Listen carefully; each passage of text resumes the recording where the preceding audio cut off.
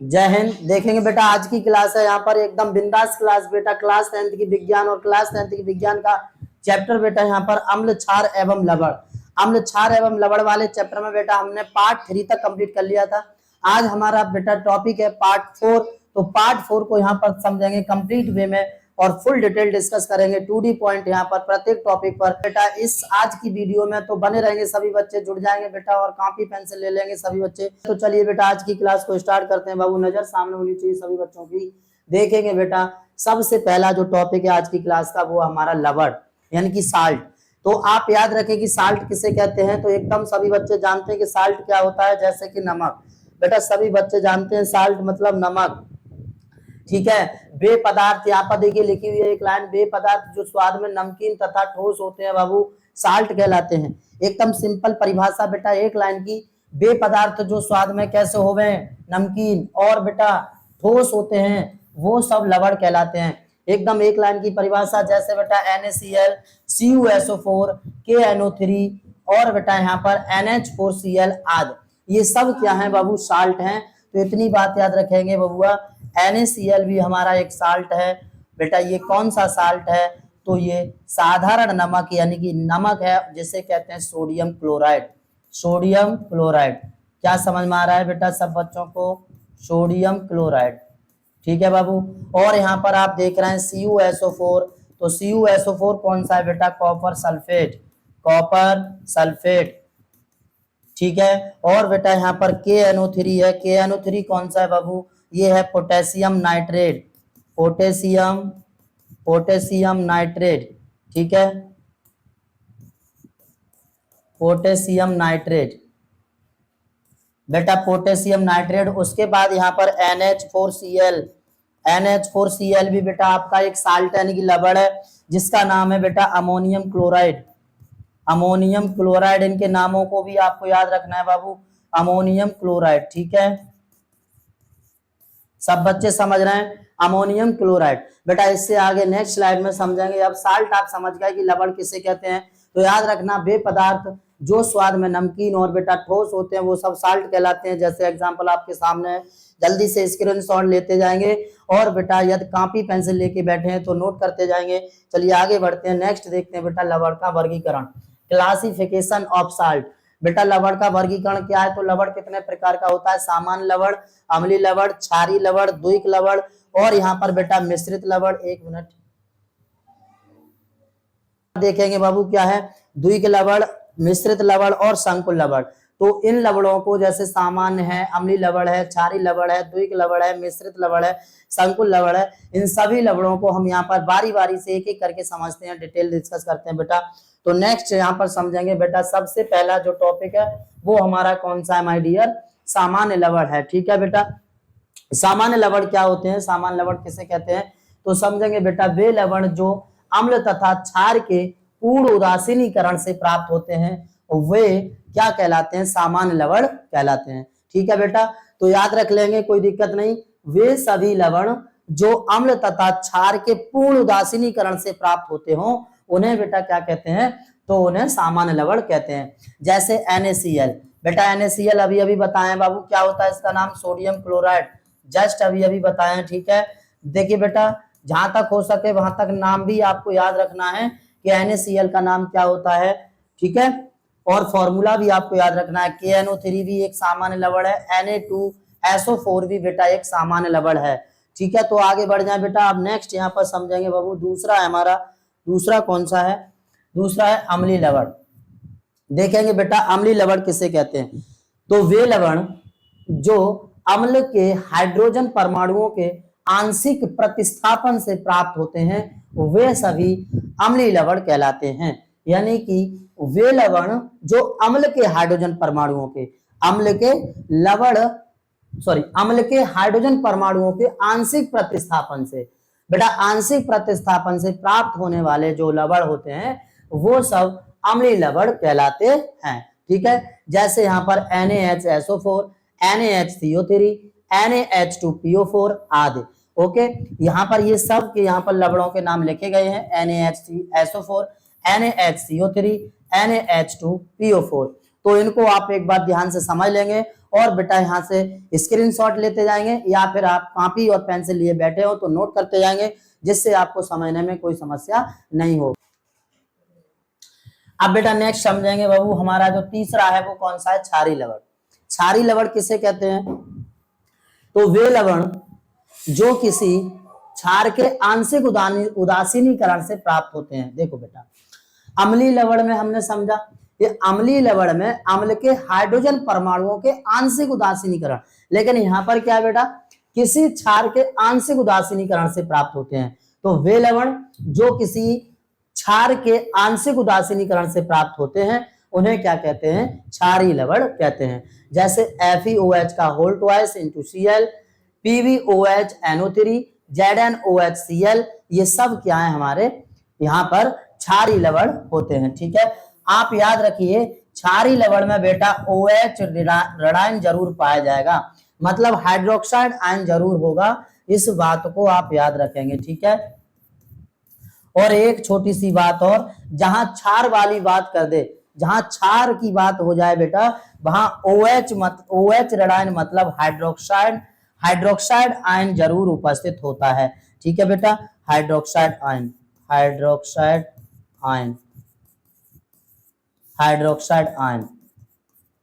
ठीक है बाबू, तो हाइड्रोक्साइड आयन जरूर उपस्थित होगा। कब होगा, जब क्षार की बात करेगा तब। ठीक है, अब नेक्स्ट हम समझते हैं द्विक लवण। तो द्विक लवण क्या होंगे, दो सामान्य लवणों के निश्चित अनुपात में क्रिस्टलीकरण करने पर प्राप्त लवण द्विक लवण कहलाते हैं।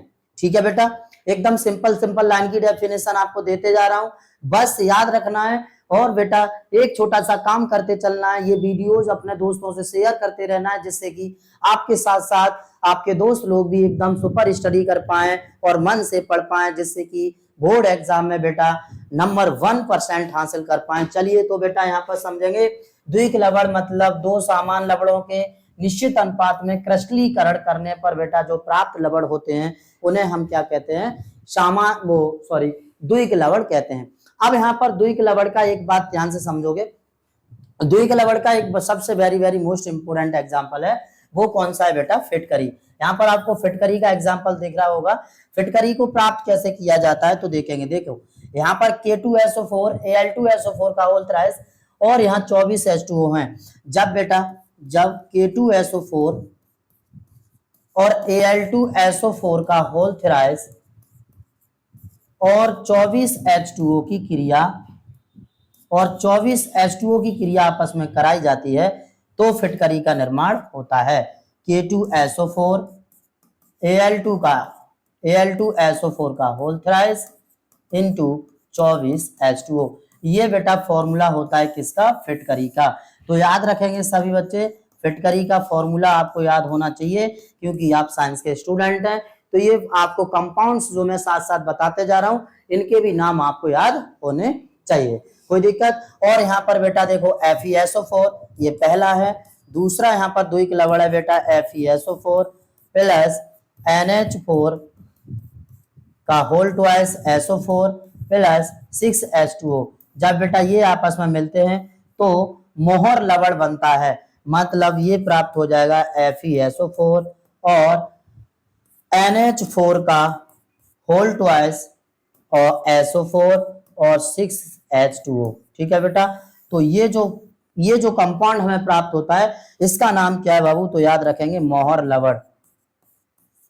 ठीक है, यही जो कंपाउंड है, ये जो पदार्थ हैं, इन्हीं को बोलते हैं द्विक लवण। कोई दिक्कत, जल्दी से इसका स्क्रीनशॉट लीजिए, आगे बढ़ते हैं बेटा। नेक्स्ट समझते हैं यहाँ पर मिश्रित लवण। तो मिश्रित लवण किसे कहते हैं, मिश्रित लवण वे लवण जो एक से अधिक प्रकार के धनायन अथवा ऋणायन देते हैं, यानी कि वे लवण जो एक से अधिक प्रकार के धनायन तथा ऋणायन देते हैं। तो एकदम सिंपल बात है बेटा, वे लवण जो एक से अधिक धनायन दे रहे हो और ऋणायन दे रहे हो, तो इस प्रकार के जो लवण हैं वो कहलाते हैं मिश्रित लवण। जैसे NaKSO4 CaOCl2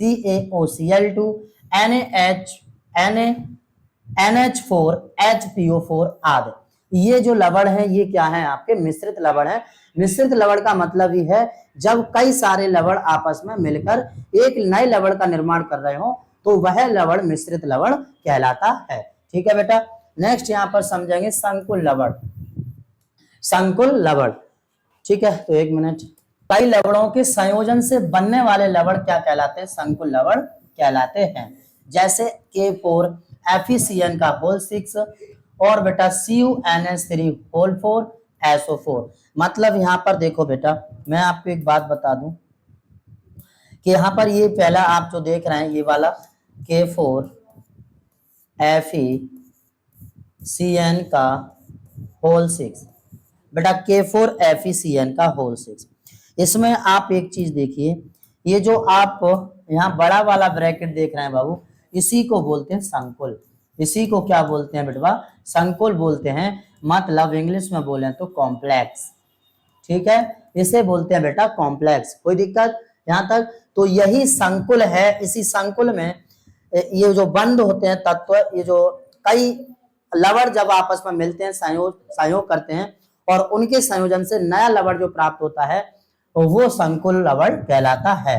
ठीक है, तो इतनी बात समझ गए इसके बारे में बेटा, संकुल के बारे में। इसके अंदर संकुल के अंदर देख लेंगे, एक केंद्रीय धातु आयन होता है और ये बेटा लिगेंड होता है। सारी चीजों को यहाँ पर ये होता है सेंट्रल मेटल आयन या सेंट्रल मेटल एटॉम।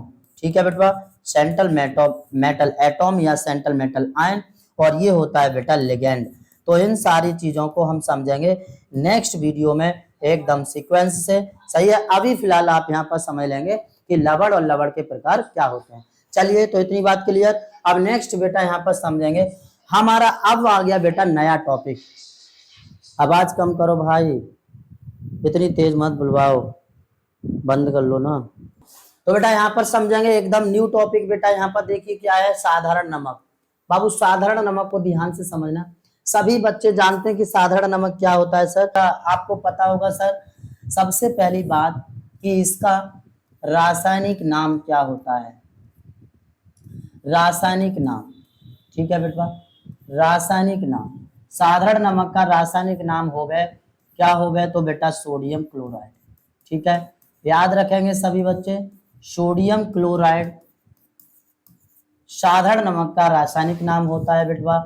और इसका अणुसूत्र कितना होता है? तो याद रखेंगे सभी स्टूडेंट, इसका अणुसूत्र होता है माय डियर NaCl। NaCl इसका अणुसूत्र होता है। That is clear? सही है बेटा।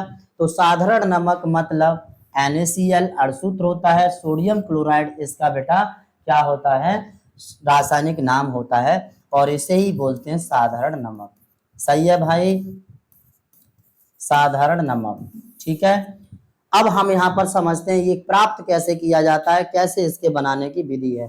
तो अब देखो बेटा यहाँ पर साधारण नमक को बनाने की विधि, साधारण नमक को बनाने की विधि समझेंगे बेटा। साधारण नमक को बनाने की विधि क्या है? तो समुद्र के जल से वाष्पीकरण द्वारा प्राप्त किया जाता है। यानी कि जो साधारण नमक है बेटा, वो समुद्र का जल सबसे पहले वाष्पीकरण करते हैं, उसके बाद उसे प्राप्त करते हैं। ठीक है, तो ठीक है, समुद्र का जो जल होता है माय डियर, समुद्र के जल को सबसे पहले वाष्पीकृत कराया जाता है, उसके बाद बेटा वाष्पीकरण द्वारा नमक प्राप्त किया जाता है। भारत में समुद्री जल से नमक का उत्पादन होता है, जो कि एक नमक प्राप्त करने का प्रमुख स्रोत है। समझ गए बेटा? तो भारत में समुद्री जल से नमक का उत्पादन होता है, और यह समुद्र जो होता है वो नमक का प्रमुख स्रोत होता है प्राप्त करने का, नमक को उत्पादन करने का। कोई दिक्कत यहाँ तक? सही है सभी स्टूडेंट्स? ठीक है, तो बेटा यहाँ पर समझ रहे होंगे। चलिए अब नेक्स्ट आगे बढ़ते हैं बेटा। यहाँ पर देखेंगे साधारण नमक के भौतिक गुण।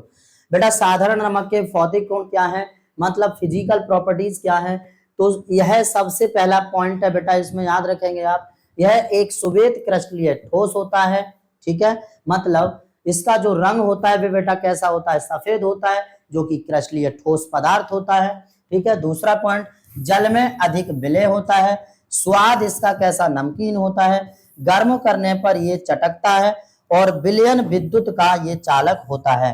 मतलब इसका जो विलयन होता है बेटा नमक का जो विलयन होता है, यहाँ पर बात करूं सर, NaCl का जो सॉल्यूशन होता है माय डियर, वह विद्युत का चालक होता है। ठीक है, तो इतनी बात याद रखेंगे, NaCl का विलयन विद्युत का चालक होता है। तो समझ गए, यह ठोस क्रिस्टलीय पदार्थ है, जल में अधिक विलेय है, इसका स्वाद नमकीन होता है, गर्म करने पर यह चटकता है, और विलयन का विद्युत, इसका जो विलयन होता है नमक का, वह क्या होता है, विद्युत का चालक होता है। ठीक है बेटा। अब नेक्स्ट समझते हैं यहाँ पर साधारण नमक के रासायनिक गुण। साधारण नमक के रासायनिक गुण समझते हैं बेटा। इसमें सबसे पहला रिएक्शन है हमारी सांद्र सल्फ्यूरिक अम्ल के साथ अभिक्रिया।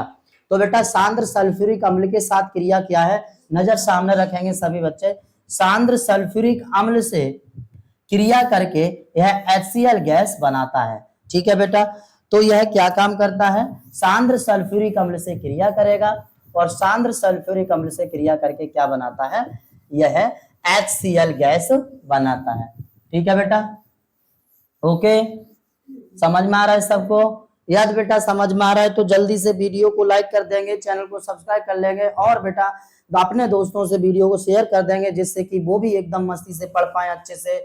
चलिए भाई, तो सांद्र सल्फ्यूरिक अम्ल को, जब सांद्र सल्फ्यूरिक अम्ल को बेटा NaCl से क्रिया कराते हैं, किससे, NaCl से, तो HCl गैस प्राप्त होती है। ठीक है, जैसे यहाँ पर समझोगे एग्जाम्पल में बेटा, अभी अभी मैंने बताया है कि जब हम सांद्र सल्फ्यूरिक अम्ल सांद्र सल्फ्यूरिक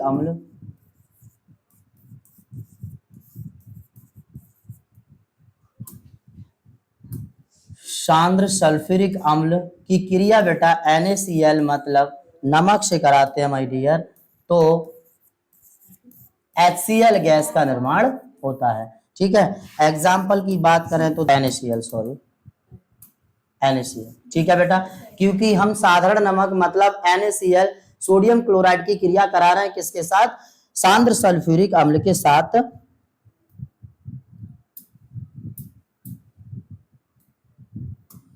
ठीक है, यह जो अम्ल है बेटा वो कौन सा है, सांद्र सल्फ्यूरिक अम्ल है।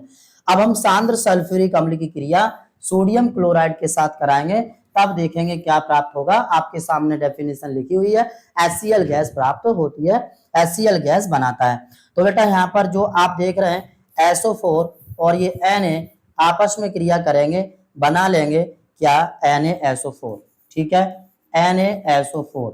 लेकिन एक बात समझेंगे बाबू, जब यहाँ पर ये SO4 है और इस पर -2 आयन होता है, लेकिन Na पर +1 होता है, तो यहाँ पर भी बेटा 2 होना चाहिए, तो यहाँ हो जाएगा Na2SO4। सही है, इतनी बात समझ गए। जब यहाँ Na2SO4 हो जाएगा बेटा, तो यहाँ पर एक N है, यहाँ पर भी बेटा 2 का गुणा कर देंगे, जिससे कि यहाँ पर भी 2 Na हमारे कंप्लीट हो जाए। अब यह Cl जो देख रहे हैं, ये Cl इस H2 के साथ क्रिया करेगा, यहाँ 2 Cl है, यहाँ 2 H है, तो ये बन जाएगा बेटा 2HCl। Any problem? ठीक है, तो यहाँ पर यह जो गैस बन गई वो हमारी कौन सी है बेटा, यह गैस है हमारी HCl, यानी कि हाइड्रोक्लोरिक अम्ल, यानी हाइड्रोक्लोरिक अम्ल यहाँ पर हमें प्राप्त हो गया एक गैस के रूप में। ठीक है, कोई दिक्कत? समझ गए?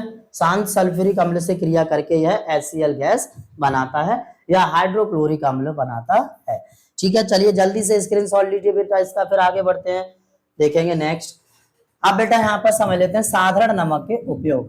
साधारण नमक के उपयोग क्या क्या है सर? तो सबसे पहला भोजन बनाने में, सबसे पहला साधारण नमक का उपयोग भोजन बनाने में, मिट्टी के बर्तनों पर पॉलिश करने में, मांस मछली के संरक्षण में, रसायनों के निर्माण में, और साबुन उद्योग में। ठीक है, तो साबुन उद्योग में भी इसका उपयोग किया जाता है।